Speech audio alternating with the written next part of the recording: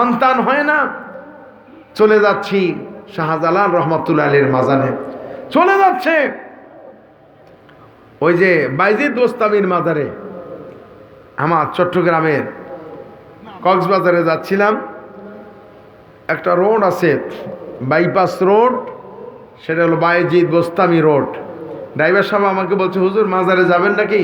কোন মাজার? এখানে বাইজিদ বোস্তামির মাজার আছে। আমি কেউ অনেক শুনছিলাম আল্লামা সাঈদীর কণ্ঠে যে বাইজিদ বোস্তামির মাজারে দিঘি আছে, দিঘিতে বড় বড় কচ্ছপ আছে, যে কচ্ছপের কাছে মানুষ কচ্ছপের খাদ্য দেয় আর বলে, কচ্ছপ বাবা তুমি আমাকে সন্তান দিও। নাউজুবিল্লাহ বলেন, আস্তাগফিরুল্লাহ। তারপরে গাছের সাথে ওনার কণ্ঠে আমার এই ওয়াজ শোনা, আপনারা শুনছিলেন না?